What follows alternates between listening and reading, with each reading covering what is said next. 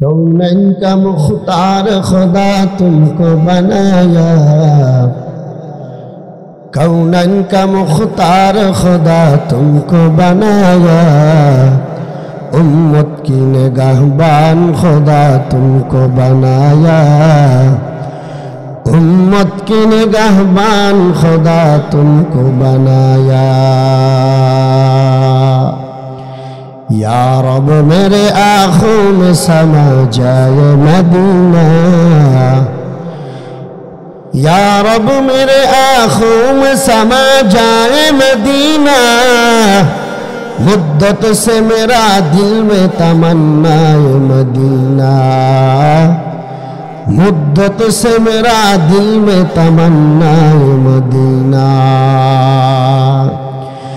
हर रंग में तो हर बू में तो हर जा में तो हर दाम, हर रंग में तो हर बू में तो हर जा में तो हर दाम, देखता हो जिधर चाहता हो अब की रहम करो, देखता हो जिधर चाहता हो अब की रहम करो। कुल इन कान आबाउकुम व अबनाउकुम व इख्वानुकुम व अज़वाजुकुम व अशीरतुकुम व अम्वालुन इक़्तरफ़्तुमूहा व तिजारतुन तख़शौन कसादहा वमसाकिन तर्दौनहा अहब्ब इलैकुम मिनल्लाहि व रसूलिहि व जिहादिन फी सबीलिहि फतरब्बसू हत्ता यअतियल्लाहु बिअम्रिहि वल्लाहु ला यहदिल कौमल फासिकीन।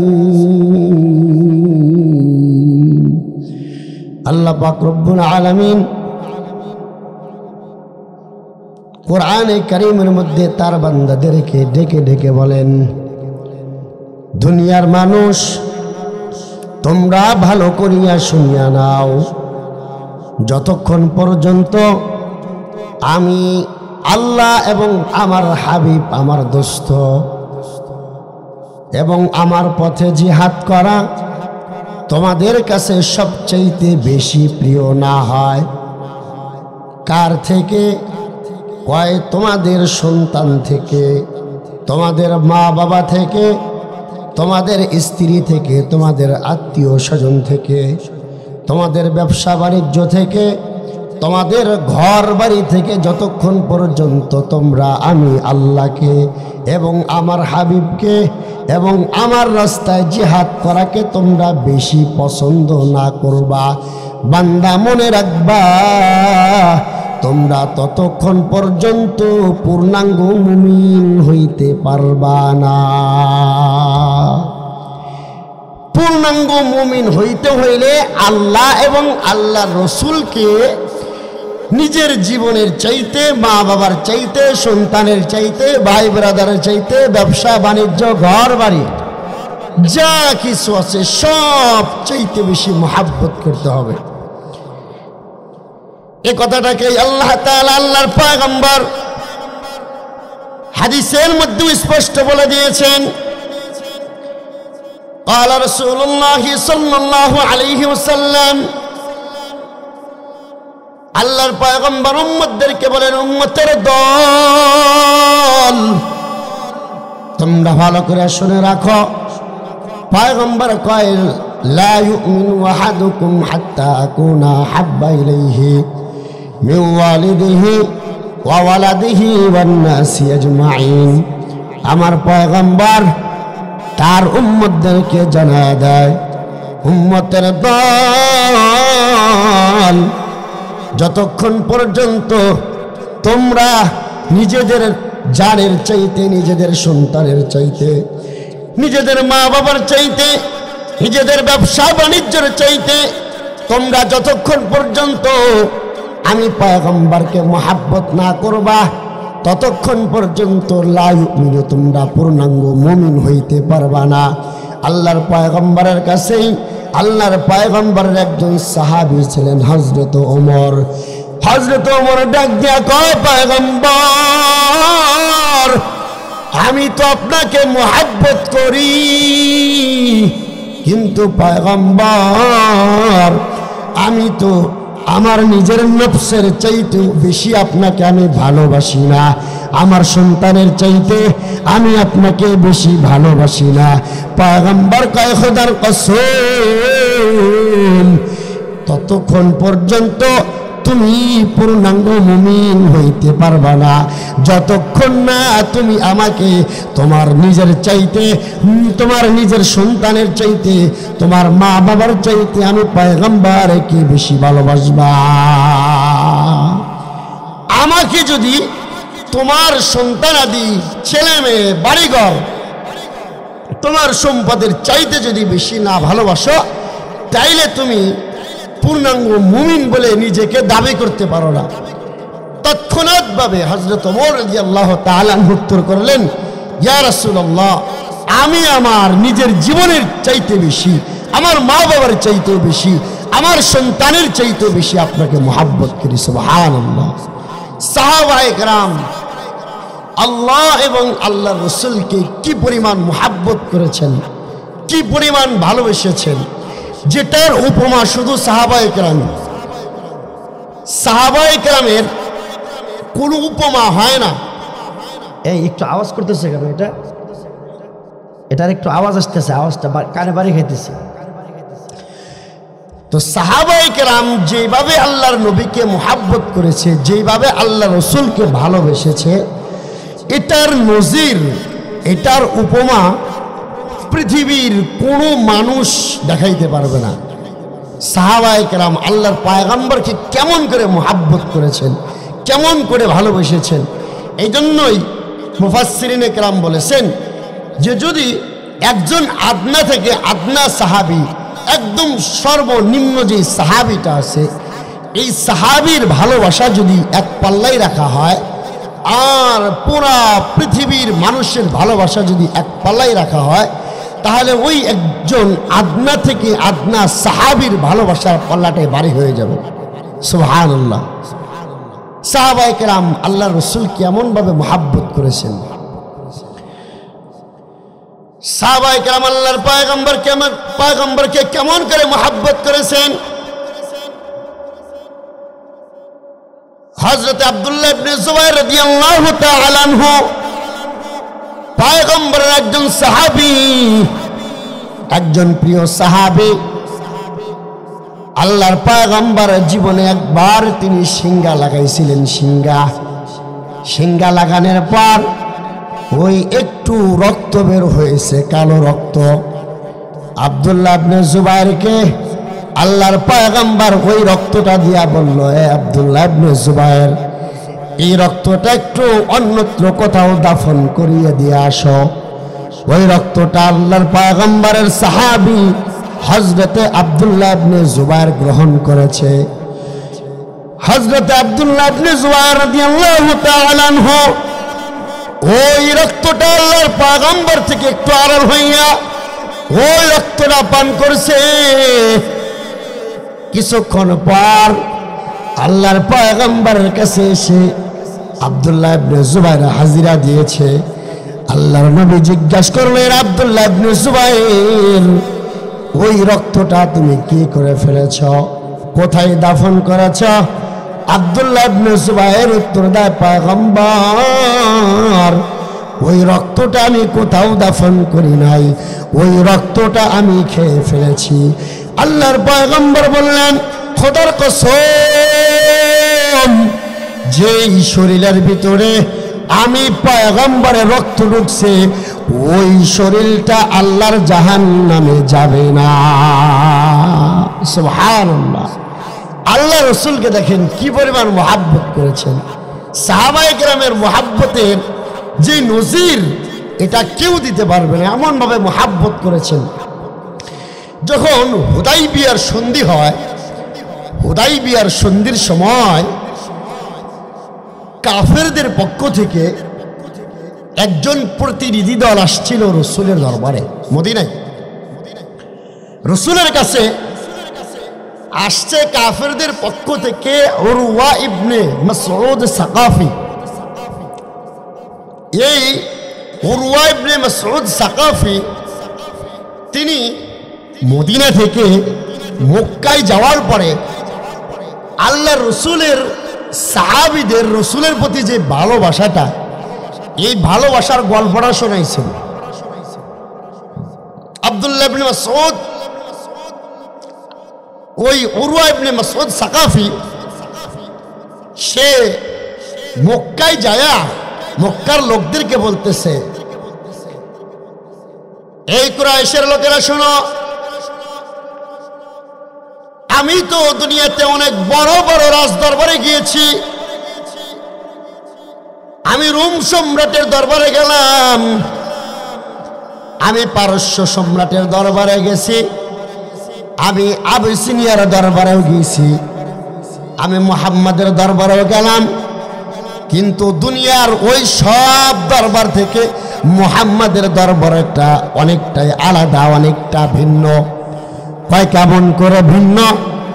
কয় মুহাম্মদ সাল্লাল্লাহু আলাইহি ওয়াসাল্লামের যেই সমস্ত সাথীদের আমি দেখেছি, সাহাবায়ে কেরামকে দেখেছি, তারা রসুলকে কি পরিমাণ মোহাব্বত করে।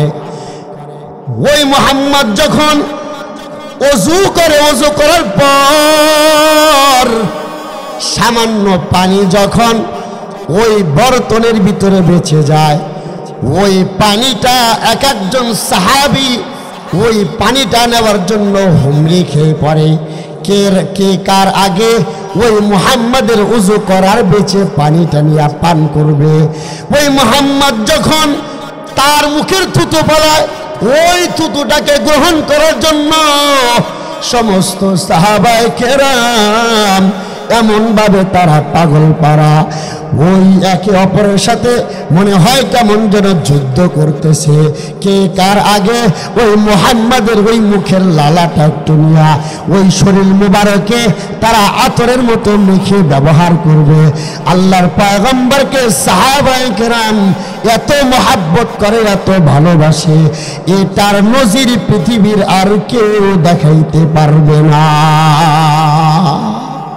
আল্লাহ রসুলকে এত মহাব্বত, এত ভালোবাসেন সাহাবায়ে কেরাম, যেটার উপমা নজির দুনিয়ার কেউ, আমি আপনি যতই রসুলকে মহাব্বত করি, যতই ভালোবাসি, একজন আদনা থেকে আদনা সাহাবীর ভালোবাসার সমতুল্য পৃথিবীর সমস্ত মুসলমানের ভালোবাসার সাথেও হবে না।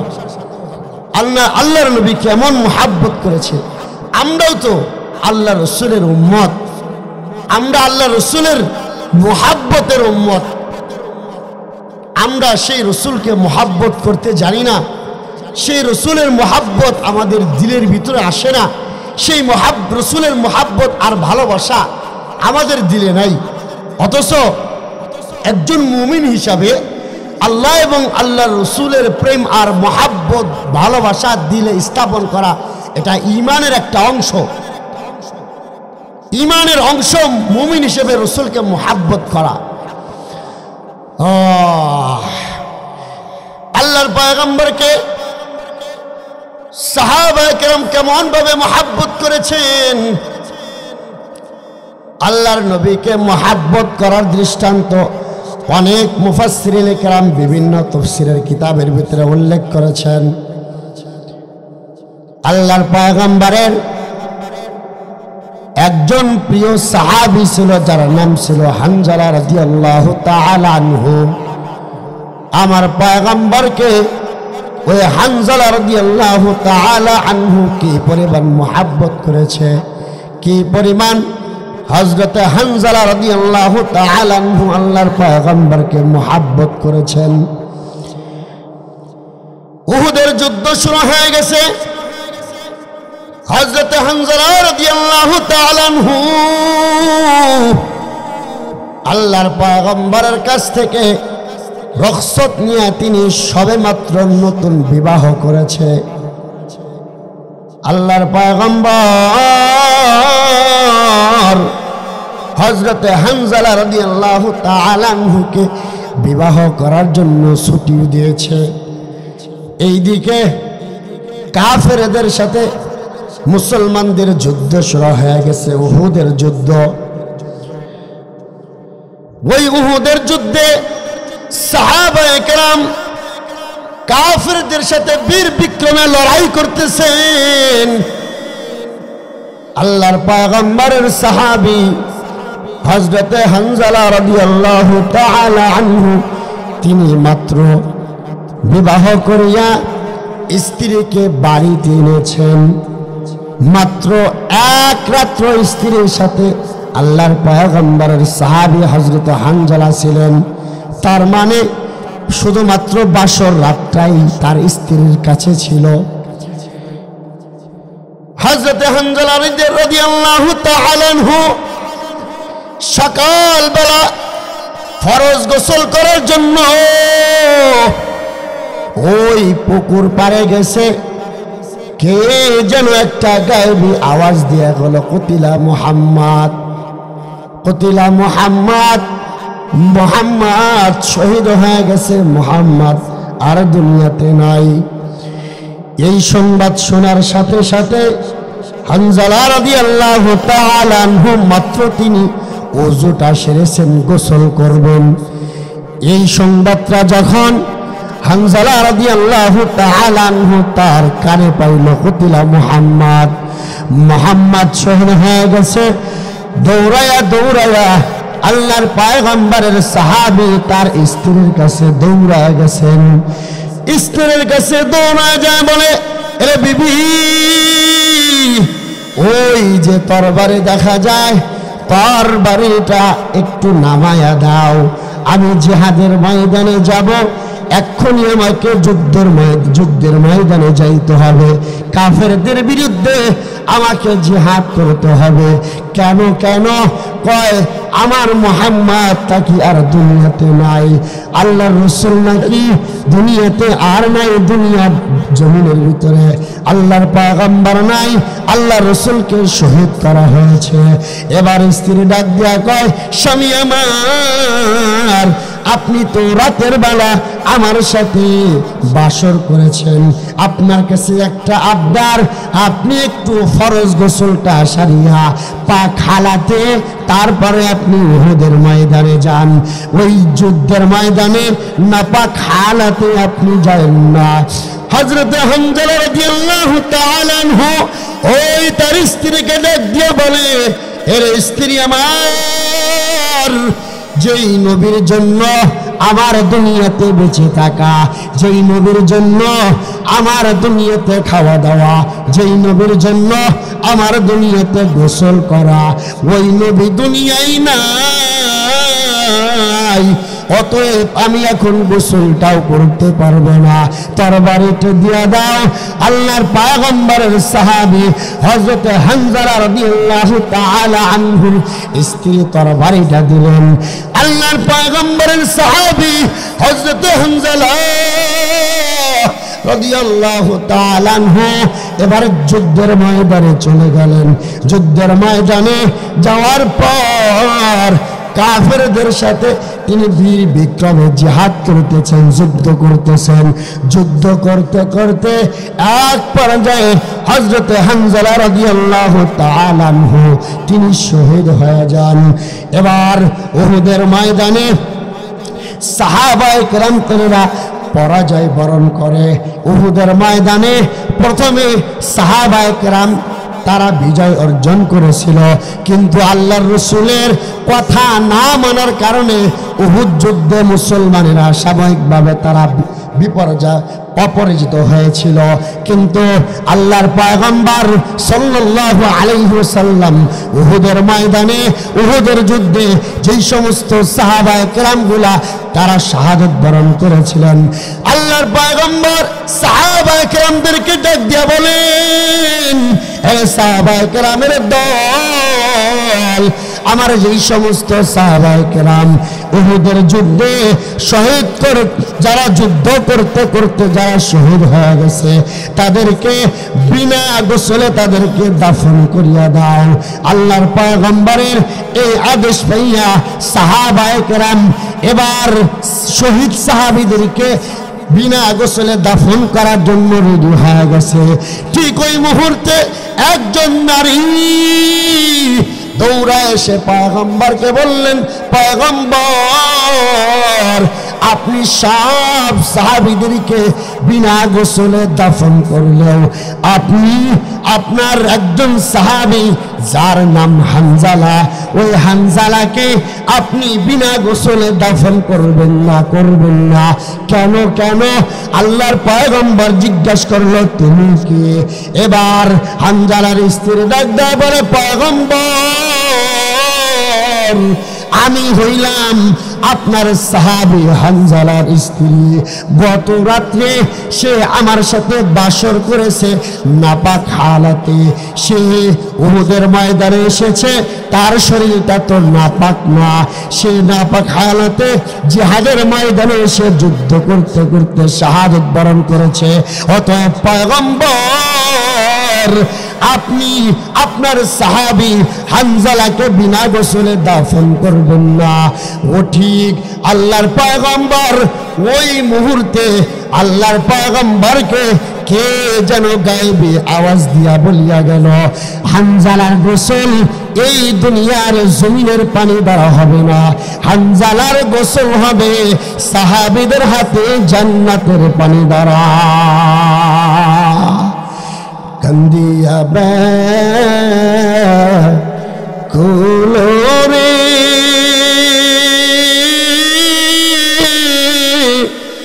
হানজালা শহীদ রে,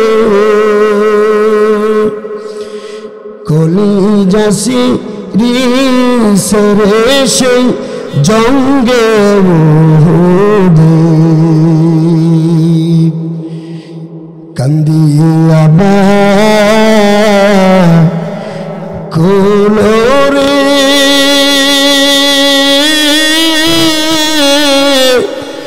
হানজালা শহীদ রে, কলিজাসি রিসরে সেই জঙ্গে উহুদে, কলিজাসি রিসরে সেই জঙ্গে উহুদে। নবীর সাহাবী ছিলেন হানজালা নামেতে, তিনি শহীদ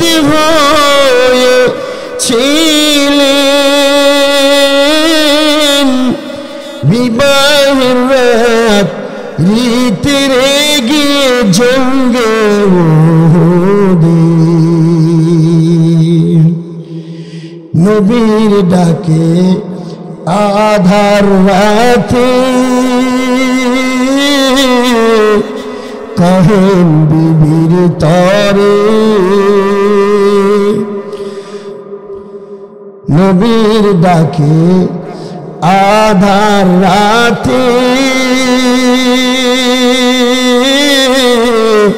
বিবির তরে, হাত তুলে স্ত্রী বলে আল্লাহর দরবারে, বিয়ে রাত্রে নব স্বামী সুপিলাম তো মারের সেই জঙ্গে উহুদে, যুদ্ধে গেলেন শহীদ হইলেন নাপাক হালাতে, নবী জেনে সাহাবীদের বলেন গোসল দিতে রে সেই জঙ্গে উহুদে। আমি গাইবি আওয়াজ নবীজি পাইলেন শুনিতে হানজালার গোসল হইবে ফেরেশতাদের হাতের জান্নাতের পানিতে। আল্লাহর রাসূলের প্রিয় সাহাবী হযরতে হানজালা রাদিয়াল্লাহু তাআলা আনহু শুধুমাত্র এক রাত স্ত্রীর সাথে থেকেছিলেন, বাসর করেছিলেন। তারপরেই যখনই তার কানে চলে আসলো যে মুহাম্মদ দুনিয়াতে আর নাই, পাগল পারা হইয়া আল্লাহ রসুলের প্রেম আর মহাব্বত প্রকাশ করে উহুদের ময়দানে গিয়েছেন, বীর বিক্রমে জিহাদ করেছেন, যুদ্ধ করেছেন। যুদ্ধ করতে করতে শাহাদত বরণ করেছেন, যার কারণে হযরতে হানজালা রাদিয়াল্লাহু তাআলা আনহুর দাম এত বাড়ছে যে দুনিয়ার এই পানি দ্বারা হযরতে হানজালার গোসল হয় নাই, বরং ফেরেশতাদের হাতে জান্নাতের পানি দ্বারা গোসল হয়েছে। আল্লাহু আকবার। হযরতে হানজালা রাদিয়াল্লাহু তাআলা আনহু আল্লাহ রাসূলকে মহব্বত করেছেন, আল্লাহ রাসূলকে ভালোবাসছেন, যেটার নজির দুনিয়ার আর কেউ কোনোদিন দেখাইতে পারবে না। সাহাবায়ে কেরাম আল্লাহর পয়গম্বরকে মহব্বত করেছেন, ভালোবেসেছেন। সাহাবায়ে কেরামদের মধ্যে হযরত আবু বকর রাদিয়াল্লাহু তাআলা আনহু আল্লাহর পয়গম্বরকে তিনিও তার জীবনের চাইতে বেশি ভালোবাসতেন রাসূলকে। আল্লাহর পয়গম্বরকে আবু বকর কি পরিমাণ মহব্বত করেছেন, কি পরিমাণ ভালোবেসেছেন। ওই আল্লাহর পয়গম্বরের সাহাবী হযরত আবু বকর রাদিয়াল্লাহু তাআলা আনহু আল্লাহর পয়গম্বরকে, আল্লাহর পয়গম্বর সাল্লাল্লাহু আলাইহি ওয়াসাল্লামকে এত বেশি পরিমাণের মহব্বত করেছেন।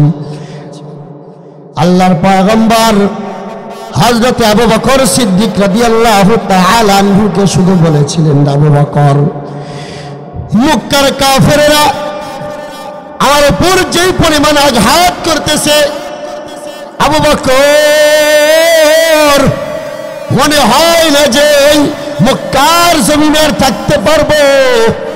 মক্কার কাফেরেরা আমার উপর যেই পরিমাণ অত্যাচার করতেছে, মনে হয় না মক্কার জমিনে থাকতে পারবো। আবু বকর মনে হয় হিজরত করিয়া মদিনার জমিনে যাইতে হবে। আল্লাহর পয়গম্বর যখন এই আওয়াজটা শুধু আবু বকরের কানের ভিতরে দিয়া রাখছিলেন, তারপরে থেকে আবু বকর রাদিয়াল্লাহু তাআলা আনহু কোনদিন সে বালিশের সাথে তার পিঠটা মাথা লাগায় নাই, বিছানার সাথে তার পিঠটা লাগায়া দেখে নাই। আল্লাহর পয়গম্বর যেই রাত্রিতে হিজরত করবেন, ওই রাত্রিতে শুধু আবু বকরের ঘরে যাইয়া হালকা করে দরজায় টোকা দিয়া বলেছিল, আবু বকর। সাথে সাথে হযরতে আবু বকর রাদিয়াল্লাহু তাআলা আনহু তিনি দরজা খুলে দিয়া আল্লাহর পয়গম্বরকে রিসিভ করেছেন। আল্লাহর পয়গম্বর আবু বকর রাদিয়াল্লাহু তাআলা আনহুকে বললেন, এরে আবু বকর, তুমি কি রাতের বেলা ঘুমাও নাই?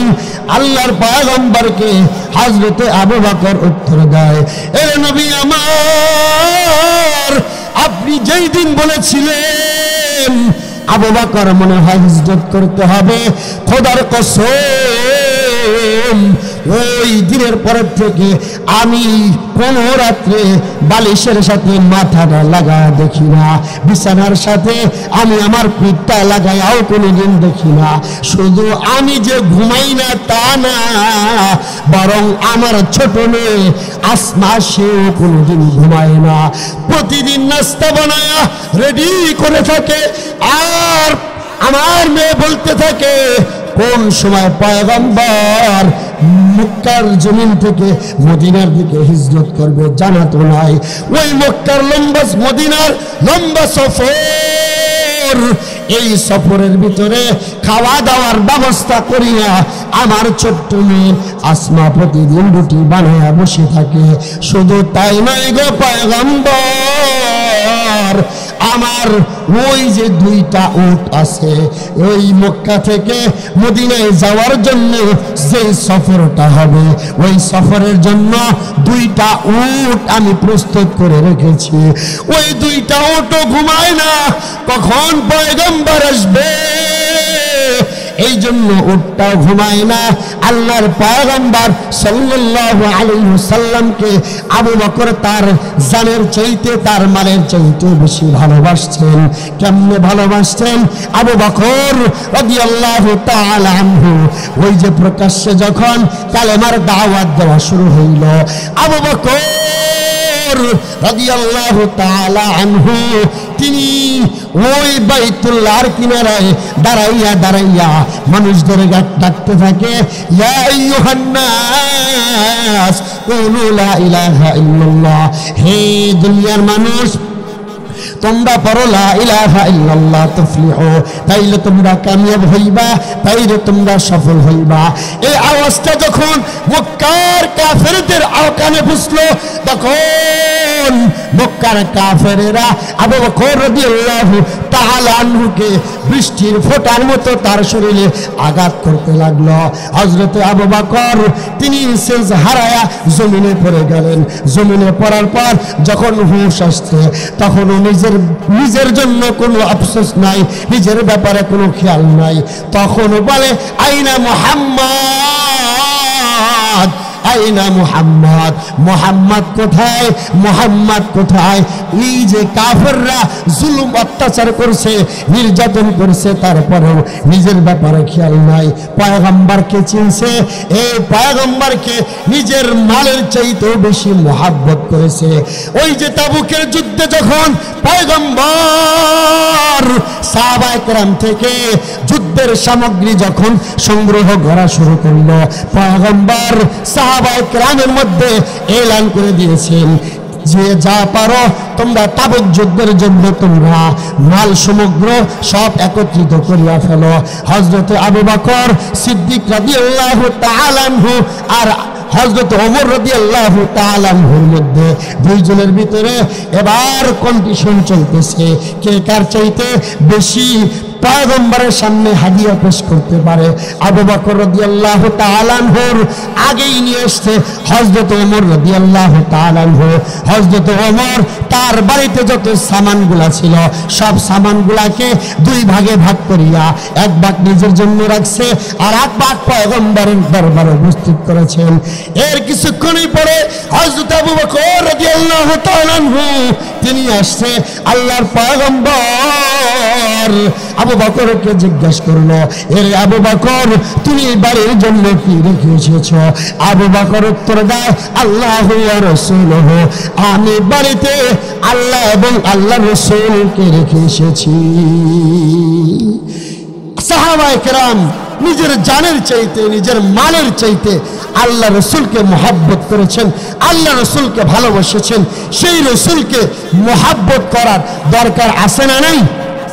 এই মুসলমান আওয়াজ দিয়ে বলেন, আছে না নাই?